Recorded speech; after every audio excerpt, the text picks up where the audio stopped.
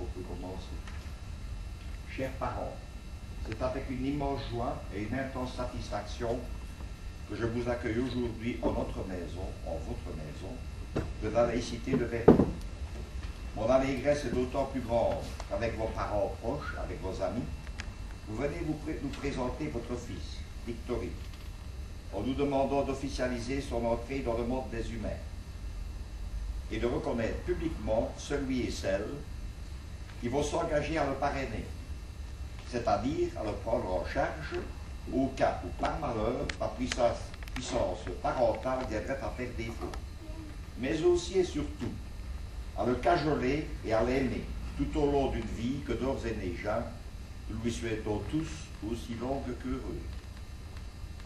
Bienvenue à vous tous, et plus particulièrement aux grands-parents, dont je soupçonne l'émotion. Les rites sont dans le temps, ce que ta demeure est dans l'espace. Et je ne connais rien au monde qui ne soit d'abord cérémoniel.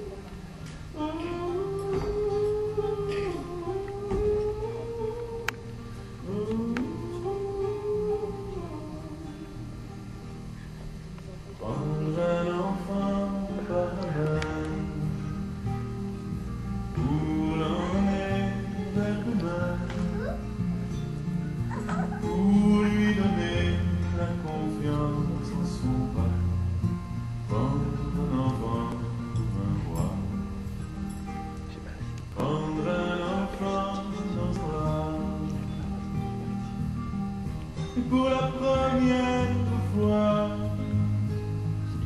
sécher ses larmes en étouffant, prendre un enfant dans ses bras.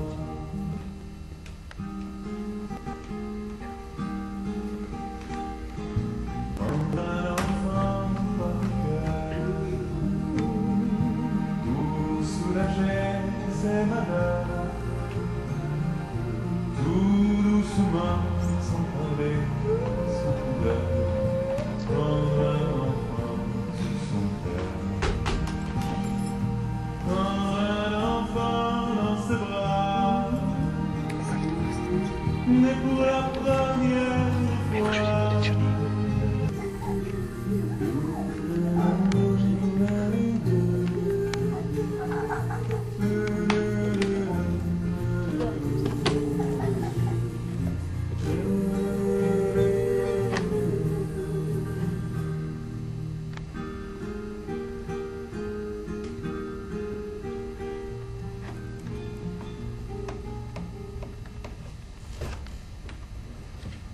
Cher monsieur, chère madame, vous avez souhaité que la naissance de votre enfant, votre cher petit Victory, soit marquée par une certaine solennité.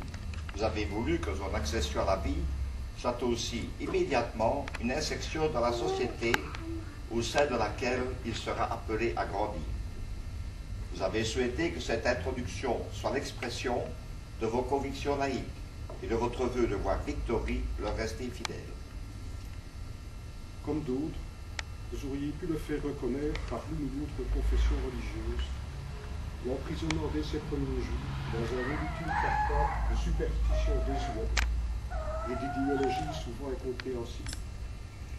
Ce faisant, vous auriez de facto isolé des milliards d'humains qui jadis ce globe, et qui voudraient, après avoir rejeté le servage du corps, se débarrasser de l'esclavage spirituel que tant en cause d'imposer et qu'il de dépasser. Vous avez préféré l'offrir au monde et lui offrir le monde, sans lui imposer des dogmes ou des doctrines, en espérant qu'il parviendra par lui-même à trouver sa voie, c'est-à-dire le chemin du vrai, du beau et du juste, celui qui apporte satisfaction et sérénité. C'est une lourde et périlleuse ambition que toutes celles et tous ceux qui pratiquent le libre examen l'aideront à réaliser, s'ils le souhaitent et s'ils s'en sont la force. Nous allons déférer avec le plus grand empressement, avec notre joie la plus vive, à votre demande légitime. C'est pour nous un plaisir et un devoir. Mais ce devoir est surtout un rappel de ceux que vous avez vous-même contractés à l'égard de celui que vous nous présentez aujourd'hui. Vous les connaissez sans doute aussi bien que nous. Votre démarche le prouve. Permettez-nous cependant de les évoquer devant vous. Ce ne sera pas une leçon, ce sera tout au plus un appel lancé par-dessus votre tête à tous les jeunes parents.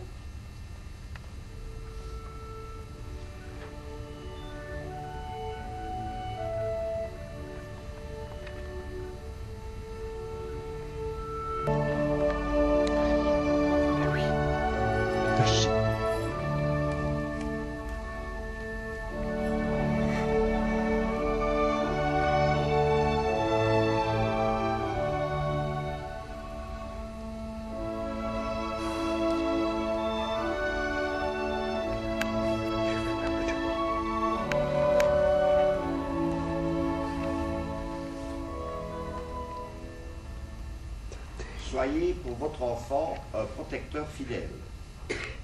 Faites que jusqu'à la mort, il vous aime et vous respecte. Donnez-lui une instruction solide, des principes moraux, une âme droite et juste, plutôt que de belles manières et de frivoles paroles. Faites-le honnête homme plutôt qu'homme habile.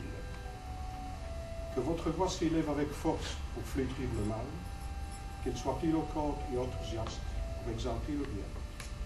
Ne donnez jamais un ordre, n'imposez jamais une interdiction sans en expliquer la raison. Ne soyez pas autoritaire, soyez convaincant. N'imposez pas des consignes, exposez des arguments. Faites toujours appel à la raison plutôt qu'à l'obéissance à vous.